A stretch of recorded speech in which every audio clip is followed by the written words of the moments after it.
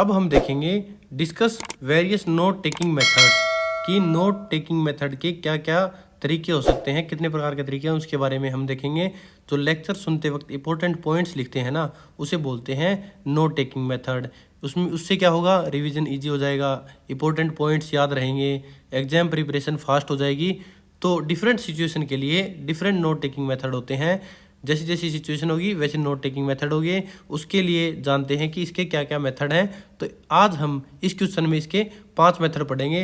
तो ये सबसे इम्पोर्टेंट क्वेश्चन मानता हूँ मैं, 5 स्टार क्वेश्चन है जो हर पेपर में आता ही आता है। पहले हम शुरुआत करते हैं कॉर्नेल मेथड से कि कॉर्नेल मेथड क्या है। कॉर्नेल मेथड एक very organized note taking system है। इसमें पेज को 3 पार्ट में हम डिवाइड करते हैं। पहला है लेफ्ट साइड कॉलम, फिर एक राइट साइड कॉलम, फिर इसका एक बॉटम हो गया। ठीक है, इसमें क्या है, लेफ्ट साइड कॉलम में हम कीवर्ड को इस्तेमाल करेंगे, जो क्यूज होंगे उसको। फिर राइट साइड में हम क्या करेंगे, इसके डिटेल को जानेंगे, और इसमें बॉटम में इसकी समरी को लिखेंगे। तो ये हमारा क्या हो जाएगा, कॉर्नेल मेथड हो जाएगा। ये किस प्रकार काम करेगा, लेक्चर के टाइम राइट साइड में नोट्स लिखेंगे, बाद में लेफ्ट साइड में उसके कीवर्ड लिखेंगे, और जो बॉटम है उसमें इसकी समरी लिखी जाएगी। जैसे एक कॉन्सेप्ट क्लियर हो गया, ये एक हो गया, फिर नेक्स्ट पेज में सेम ऐसे बनाएंगे, यहाँ कीवर्ड ये, यहाँ इसके क्या हो जाएंगे, नोट्स हो जाएंगे, फिर बेस में इसकी समरी हो जाएगी। तो ये क्या है, कॉर्नेल मेथड है। इसके एडवांटेज क्या है, ये क्या है, बहुत ही ऑर्गेनाइज मेथड है, इजी रिवीजन हो जाती है, इंपॉर्टेंट आइडियाज़ क्या है क्विकली आइडेंटिफाई हो जाते हैं। तो ये हमारा कॉर्नेल मेथड है। इसको लिखेंगे कैसे, एग्जाम में पक्का आ सकता है, पक्के चांस से। तो देखिएगा, the Cornell method provides an organized format for considering and organized notes without hard recopying. After writing the notes in the main space, use the left hand space to label each idea and detail with a keyword और Q, मतलब keyword लिखना है, कोई word है फिर उसको लिखना है लेफ्ट साइड। इसका मेथड क्या है, क्या बताता है, रूल योर पेपर, मतलब एक स्केल की मदद से रूल कीजिए, with A 2 inch margin on the left, living A 6 inch area on the right in which you make notes. तो इसमें क्या है, एक पेज हो गया, इस पेज में क्या है, एक 2 इंच का मार्जिन लेना है, और फिर एक क्या करना, 6 इंच इस साइड छोड़ना है। इस साइड क्या है, 6 इंच छोड़ेंगे, जो कि क्या है, इसको नोट्स बनाना है हमें। When the instructor moves to a new point, skip a few lines after class, complete phrase and sentence as much as possible for every significant bit of information। यहाँ क्या लिखेंगे, कीवर्ड, यहाँ इसके नोट्स डिटेल, फिर इसमें क्या है 5-7 line छोड़ देंगे, जिससे क्या है आगे फिर इसका दोबारा स्टार्ट कर देंगे, जिससे इसकी समरी लिखी जा सके। Write a Q in the left margin to review, cover your notes with a card, leaving the Q's exposed. Say the Q out loud, then say as much as you can of the material underneath the card. When you have said as much as you can, move the card and see if what you said matches what is written. If you can say it, you know it। अगर आप इसे बोल सकते हैं, समझ सकते हैं, तो इसे आप जान भी सकते हैं। इसके एडवांटेज क्या है, ऑर्गेनाइज तरीका है, सिस्टमेटिक तरीका है रिकॉर्डिंग और रिव्यूइंग नोट्स के लिए, इजी फॉर्मेट है pulling out major concept ideas के लिए, सिंपल एंड एफिशिएंट तरीका है, सेव टाइम करता है, एफर्ट्स कम लगते हैं, do it right in the first place system. Disadvantage क्या है, कोई डिसएडवांटेज नहीं, सारे फ़ायदे ही फ़ायदे हैं। इसको कब यूज़ कर सकते हैं, किसी भी लेक्चर में कहीं भी यूज़ कर सकते हैं। तो कॉर्नेल मेथड के कोई डिसएडवांटेज नहीं है, बिल्कुल ईजी है, ये इंपॉर्टेंट है, आ सकता है एग्जाम में, इसलिए बता रहा हूँ। ध्यान से देखिएगा इस क्वेश्चन को, 500 के 500 टाइप को इंपॉर्टेंट देखना जरूरी है। दूसरा है आउटलाइनिंग मेथड। इसके बारे में थोड़ा ब्रीफ में बताऊंगा मैं, थोड़ा 1 मिनट टाइम लगेगा। इसका मीनिंग है, इन मेथड में नोट्स आउटलाइन फॉर्म्स में लिखे जाते हैं, मेन आइडिया लेफ्ट साइड में होता है, और सब पॉइंट्स इंडेंट करके लिखे जाते हैं। जिसे एग्जाम्पल के तौर पे मैं बताऊं तो आपको, आपका एक डेफिनेशन हो गई, फिर उसके नीचे उसकी सब हेडिंग हो गई, फिर उसकी सब हेडिंग्स ऐसे लिखी जाएंगी। तो ये क्या हो जाएगा, हमारा आउटलाइनिंग मेथड हो जाएगा। आउटलाइनिंग मेथड में क्या एडवांटेज है कि आइडियाज़ क्लियरली ऑर्गेनाइज हो जाएंगे। मैंने ये लिखा, फिर इसकी सब हेडिंग ये, फिर इसके बारे में डिटेल में लिख दिया, तो ये क्या है, आइडिया क्लियरली हो गया। रिलेशनशिप बिटवीन आइडियाज़ विजिबल हो जाएंगे कि इसके तीनों के बीच में क्या रिलेशन है, इस हेडिंग, सब हेडिंग और इसकी समरी के बारे में। इजी टू रिव्यू है, इसमें आराम से पढ़ सकते हैं, हेडिंग सब हेडिंग सब कुछ सामने लिखा होता है। डिसएडवांटेज क्या है इसका, लेक्चर थोड़ा फास्ट हो ना तो उसमें क्या है कि नोट्स उतारने डिफिकल्ट हो जाते हैं। तो बस यही इसका एक डिसएडवांटेज है। इसको लिखेंगे कैसे एग्जाम में, डैश और indented outlining is usually best except for some science classes such as physics और मैथ। तो मतलब ये क्या है, एकदम बेस्ट मेथड है, परंतु कुछ क्लासेज में जैसे कि साइंस की क्लास होगी, फिजिक्स और मैथ की होगी, उसमें थोड़ा काम में नहीं आता है। The information which is most general begins at the left with the each more specific group or facts indented with the space to the right. मतलब एक इन्फॉर्मेशन है वो लेफ्ट साइड, फिर उसको थोड़ा स्पेस छोड़ के फिर राइट साइड में नीचे से शुरू हो जाएगी। The relationship between the different parts are carried out through the indenting. अगला है no numbers letters roman numericals are needed. तो इसमें क्या है, कोई नंबर वगैरह की जरूरत नहीं पड़ती। तो इसका मेथड क्या है, इसमें क्या करते हैं, listening and then write in points is an organize pattern. जब हम कोई लेक्चर दे रहा हो तो उसे सुनेंगे, फिर उस पॉइंट्स को नोट डाउन करेंगे। Based on space indentation place major points, क्या है मेजर पॉइंट को प्लेस करेंगे farthest to the left, major point को लेफ्ट साइड लिखेंगे। Indent each more specific point to the right, फिर उसके आगे मोर स्पेसिफिक पॉइंट है उसको राइट में लिखेंगे। Level of importance will be indicated by the distance away from the major points. Indentation can be as simple as complex as labelling the indications with roman numericals and decimals. तो इसमें इनकी जरूरत नहीं पड़ती है। Marking are not necessary as space relationship will indicate the major minor points. तो इसमें क्या है, स्पेस बता देगा कि इसमें मेजर पॉइंट और माइनर पॉइंट कौन सा है। एडवांटेज मैंने आपको बता दिए थे कि वेल ऑर्गेनाइज सिस्टम है। इफ इसको सही तरीके से किया जाए तो outlining records content as well as relationship, ये रिलेशनशिप को बताता है। It also reduce editing and is easy to review by turning main points into question. तो बिल्कुल इजी है, जैसे कि कोई डाउट नहीं होगा, इजी टू रिव्यू है। इसके कुछ डिसएडवांटेज भी हैं जिसको हम देखेंगे। Requires more thought in a class for accurate organization. तो थोड़ा टाइम टेकिंग है, थोड़ा ऑर्गेनाइज करने में थोड़ा टाइम लेता है। दिस सिस्टम में not show relationship by sequence when we needed. तो ये क्या है, स्क्वेंस में नहीं बताता है कि इसका रिलेशन किसके साथ है, इसका रिलेशन किसके साथ है, ये थोड़ा टफ हो जाता है। It does not land to diversity of a review attach for maximum learning and question application. तो मतलब डाइवर्सिटी का मतलब होता है तरीके, पाथ हो गया इसका मतलब, ठीक है। तो ये क्या है, उतने तरीकों पर नहीं जाता है जितने तरीकों पर क्या है रिव्यू अटैच करते हैं। This system can not be used if lecture is too fast. अगर लेक्चर थोड़ा फास्ट हो तो ये काम का नहीं है। इसको कब यूज कर सकते हैं, the outlining format can be use if the lecture is presented in outline organisation. This may be either top down regular outline or bottom up reverse outline where minor point starting building and to measure point. Use this format when there is enough time in a lecture to think about and make organization. इसको कब use करें, जब class में थोड़ा time मिल रहा हो तब। when they are needed this format can be most effective when your note taking skills are super and sharp. तो इससे क्या होगी, इसमें थोड़ी आपको नोट टेकिंग थोड़ी शार्प हो जाएगी, या होनी भी चाहिए। You can handle the outlining regardless to the note taking situations.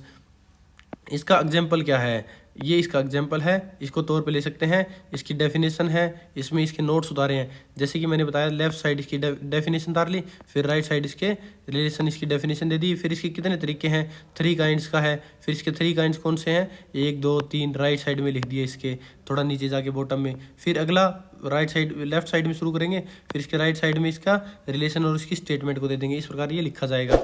फिर अगला टाइप का है हमारा the mapping method. Mapping method में क्या होता है, एक विजुअल नोट टेकिंग टेक्निक है। इसमें टॉपिक सेंटर में होता है और ब्रांचेज मेन आइडियाज़ में लिखी जाती हैं। जैसे ट्री डायग्राम देखा होगा आपने, ट्री डायग्राम में क्या होता है, ब्रांचेज, फिर उसकी सब ब्रांचेज, फिर उसकी सब ब्रांचेज होती है। तो इसमें एग्जाम्पल के तौर पर देख सकते हैं। और फिर इसके क्या है, एक एडवांटेज क्या है, विजुअल लर्निंग इजी हो जाती है, रिलेशनशिप आसानी से देखे जा सकते हैं, क्रिटिकल थिंकिंग इंप्रूव होती है। डिसएडवांटेज ये होगा कि अगर लेक्चर थोड़ा फास्ट हो तो इसके मैपिंग और स्ट्रक्चर थोड़ी, ट्री डायग्राम इसका थोड़ा सही से नहीं बनता।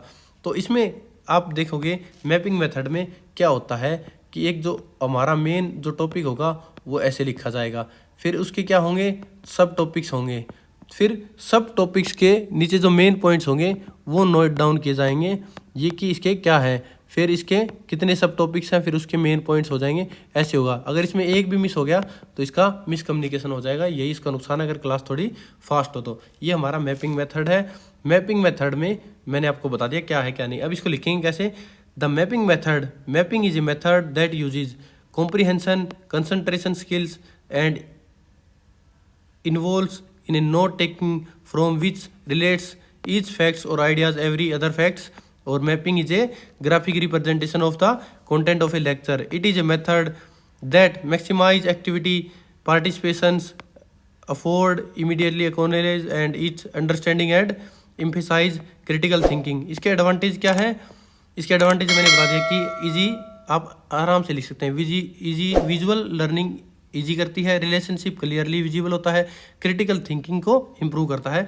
तो ये इसके एडवांटेज हैं। फिर इसके डिसएडवांटेज क्या है कि ये लेक्चर थोड़ा फास्ट हो तो आप इसको नोट डाउन नहीं कर सकते। You may not hear changes in the contact from major points when to use, when the lecture content is heavily and well organized, may also be effectively when you have a guest lecture and have no idea how to lecturing going to be presented. तो हम इसका use करेंगे।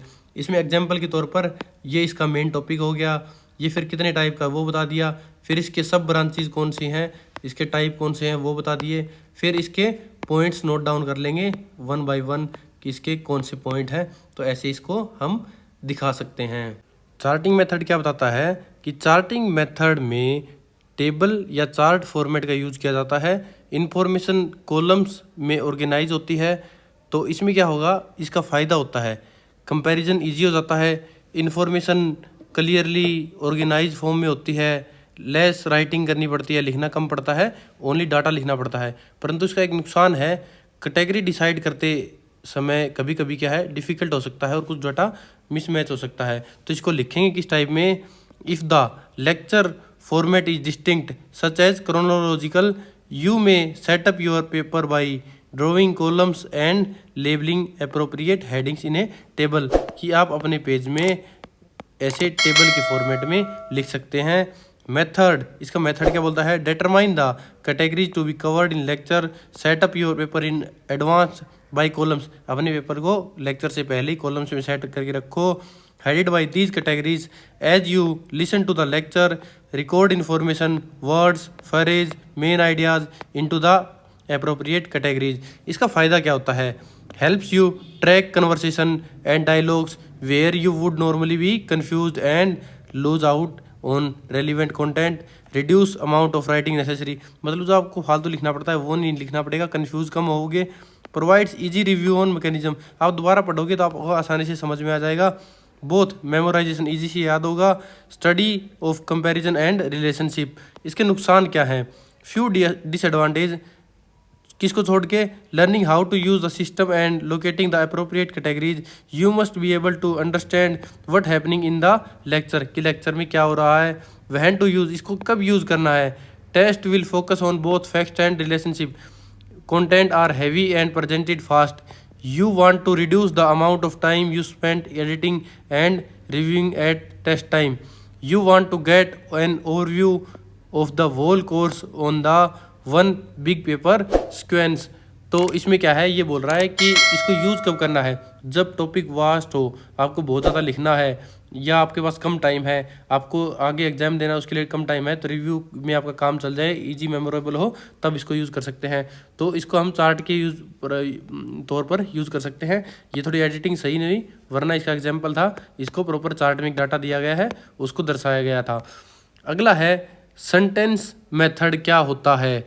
इस method में हर new idea एक separate line में लिखा जाता है, पॉइंट्स को नंबर भी दिया जा सकता है, पॉइंट डॉट से भी नोट किया जा सकता है, हैशटैग से भी नोट किया जा सकता है, जैसे आपकी मर्जी हो। इसमें क्या है, इसके फ़ायदे होते हैं, इजी मेथड है, फास्ट लेक्चर में भी यूज़फुल है, आप साथ साथ लिख सकते हैं। डिसएडवांटेज क्या है, मेजर और माइनर पॉइंट्स का डिफरेंस नहीं पता लगता, तो ये इसका एक लूज पॉइंट है। The sentence method, write every new thought, fact और topic on a separate line, numbering as you progress. इसके एडवांटेज क्या है, slightly more organise than the paragraph, get more और all the information, thinking to track content is still limited. इसका नुकसान क्या है, नुकसान ये है, can't determine major minor points को नहीं कर सकते, from the numbered sequence, difficult to edit without having to rewrite by clustering point which are related. मतलब क्या है, पॉइंट्स एक साथ इकट्ठा हो जाते हैं तो माइनर मेजर में डिफरेंस नहीं पता लगता और दोबारा रीराइट करने में ज़्यादा टाइम लगता है। Difficult to review unless editing cleans और रिलेशनशिप, अगर सही से इसको दोबारा नहीं लिखोगे तो समझ में नहीं आएगा और दोबारा से लिखना मुश्किल हो जाता है, ज़्यादा कंटेंट होता है। When to use when the lecture is somewhat organize but heavy with content which come fast, you can hear the different points but you don't know how they fit together. आपको पता नहीं है कि उसको कैसे organise होगा, आपको लिखते जाना है बस, तो आप इसको मेथड को यूज़ कर सकते हैं। The instructor present in point fashions but not grouping such as 3 related point. तो इसमें एग्जाम्पल दिया है इन्होंने कि इसको कैसे यूज़ कर सकते हैं, कैसे इसमें पॉइंट बना सकते हैं।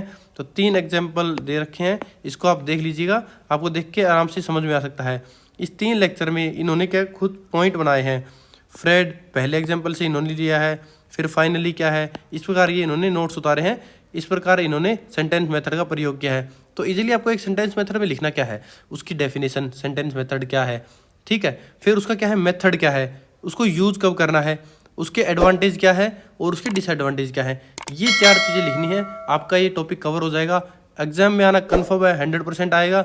अगर आपको वीडियो पसंद आई हो तो चैनल को सब्सक्राइब करें, वीडियो को लाइक करें और अगर आपको कोई दोस्त इग्नोर में पढ़ रहा है तो उसे आप शेयर भी कर सकते हैं। मिलते हैं अगले क्वेश्चन में। ये इस ब्लॉक का लास्ट क्वेश्चन है। इस क्वेश्चन में हम देखेंगे कि right A short note on the following. हमें एक शॉर्ट नोट लिखना है, हमें टॉपिक दिए गए हैं, किस किस टॉपिक पे, पैराफ्रेज पे, प्रिसाइज पे और समरी पर। इन तीनों पर हमें क्या करना है, एक शॉर्ट नोट लिखना है, इनके बारे में लिखना है। तो पहला हम बात करते हैं कि ये स्टडी स्किल्स और एकेडमिक राइटिंग में बहुत ही इंपॉर्टेंट कॉन्सेप्ट है। अगर आप इन्हें देखेंगे तो पैराफ्रेज क्या होता है, प्रिसाइज क्या होता है, समरी क्या होती है, तो आपको एक डाउट होगा। तो कन्फ्यूजन को दूर करने के लिए पहले हम देखते हैं पहले टॉपिक को, पैराफ्रेज को। पैराफ्रेज में क्या है, इसका मीनिंग क्या होता है। पैराफ्रेज का मतलब है किसी पैसेज को अपने वर्ड्स में दोबारा लिखना लेकिन उसका मीनिंग सेम रखना है। तो इसको इंग्लिश में कैसे बोलोगे, paraphrasing means rewriting A text into your own words without changing its original meaning. तो इसके कुछ की पॉइंट्स हैं, इंपॉर्टेंट वर्ड हैं जिनको आप याद कर सकते हैं। मीनिंग चेंज नहीं होना चाहिए, सेम आइडिया को डिफरेंट वर्ड्स में लिखना है, लेंथ ऑलमोस्ट ओरिजिनल जैसी होती है। तो आप इसको कैसे लिखेंगे, to paraphrase is to rewrite something using different words without changing the original meaning. This is what is usually meant by the phrase in your own words. The paraphrase is usually clearer and more easily understood than the original and is usually similar in length to the original. तो ये कहने का मतलब क्या है, कोई आपको text दे रखा है, आप उसको अपने वर्ड्स में लिखेंगे ताकि आपको आसानी से समझ में आ जाए, लेकिन उसका मीनिंग चेंज नहीं होना चाहिए, उसकी लेंथ है वो बराबर रहनी चाहिए, ना कम ना ज़्यादा, थोड़ा बहुत प्लस माइनस हो सकता है लेकिन ज़्यादा चेंज नहीं होना चाहिए। The purpose of a paraphrase is to convey the meaning of original message. In doing so, to prove that we have understood the passage well enough to restate it in your own words. Teacher इन्हें लिखने को देते हैं ताकि पता लग जाए कि स्टूडेंट को समझ में आ गया नहीं आ गया, और ओरिजिनल टेक्स्ट को पढ़ेंगे फिर पैराफ्रेज करेंगे, उसको अपने मीनिंग में रखेंगे, तो क्या है उसे समझ में आएगा, लिखने की राइटिंग हैबिट्स भी होगी, स्टडी लर्निंग हैबिट्स भी बनेगी और टॉपिक इजीली अंडरस्टूड होगा, इसलिए पैराफ्रेज का यूज़ करते हैं। अगला है प्रिसाइज के बारे में कि प्रिसाइज क्या होता है। प्रिसाइज का मतलब है ओरिजिनल पैसेज को सॉर्ट करना लेकिन मेन आइडिया को मेंटेन रखना है। A precise is a shortened version of a passage that keeps all important ideas. तो इसके कीवर्ड्स होंगे कुछ कि इसके क्या कीवर्ड्स हैं जिससे आप इनको याद रखेंगे। पैसेज को सॉर्ट करना है, यूजली ओरिजिनल का 1/3 लेंथ होना चाहिए, इंपॉर्टेंट आइडियाज़ को सेम ऑर्डर में रखना है और जो लाइन है सेंटेंस दी गई उसको थोड़ा छोटा करना है। तो ये इसका मेन है। The precise is derived from the word precise. A precise usually reduce the length of the original passage by the at least 2/3। Every important idea must be retained preferably in the order in which appear in the original. अगर कोई text दे रखा है, आपको text दिया है original form में दे रखा है, तो उसको आपको कैसे लिखना है, उसको थोड़ा उसका 2/3 एटलीस्ट होना चाहिए, उसको छोटा करना है, उसका मीनिंग जैसे दिया गया है उसी सिक्वेंस में रखना है, लेकिन उसको क्या करना, छोटा कर देना है, उसका मैसेज सेम कन्वे होना चाहिए, तो उसको बोलते हैं प्रिसाइज। अगला है हमारा समरी। समरी क्या होता है, इसका मीनिंग क्या है? अगर हम बात करते हैं, समरी का मतलब है किसी टेक्स्ट का शॉर्ट ओवरव्यू देना जिसमें मेन आइडिया इंक्लूड हो। अगर आप इंग्लिश में लिखेंगे, a summary is a very short version of a text that include the main idea and key supporting points. तो इसमें क्या क्या पॉइंट्स हैं जो आप मेन याद रख सकते हैं? इसमें ओरिजिनल टेक्स्ट से बहुत ज़्यादा छोटा होता है, मेन आइडिया और सपोर्टिंग पॉइंट्स इंक्लूड होते हैं, अपने वर्ड्स में लिखना होता है, बस यही इसके मेन पॉइंट्स हैं। A summary is a much shorter than the original text and communicates the main idea of the text and the supporting points written again in own words. The summary should give someone who has not read the original and a clear, accurate overview to the text. मतलब एक छोटा रूप है, same message convey करना है, लेकिन क्या है, उसकी समरी हो जाएगी, समरी टाइप हो जाएगा, छोटा हो जाएगा। Writing a summary therefore requires a combination of precise writing ability. तो इससे क्या हो जाएगा, एक प्रिसाइज राइटिंग एबिलिटी जनरेट हो जाएगी। द एबिलिटी टू पैराफ्रेज, कि हमें उसे दोबारा अपने पैराफ्रेज सेम राइटिंग में इजीली लिख सकते हैं। तो यहाँ पर ये क्वेश्चन हमारा कंप्लीट होता है। इस प्रकार ये मोस्ट इंपॉर्टेंट क्वेश्चन थे जो कि हमने ब्लॉक 3 में देखे हैं, तथा हम अगले नेक्स्ट ब्लॉक 4 में देखेंगे जो कि मोस्ट इंपॉर्टेंट क्वेश्चन होंगे। इसके बाद क्या है, चारों ब्लॉक के बाद हमारी बुक के सारे क्वेश्चन कवर हो जाएंगे, जिससे आप क्वेश्चन पेपर जो आपका आएगा एग्जाम में उसके 100% क्वेश्चन आप अटेम्प्ट कर पाएंगे। इसके लिए मैं आपको बाद में वीडियो लेकर आने वाला हूं जिसमें प्रीवियस ईयर के क्वेश्चन पेपर होंगे जो कि सोल्ड लेकर आऊँगा। तो मिलते हैं अगली वीडियो में ब्लॉक 4 के साथ, तब तक के लिए जय हिंद, जय भारत।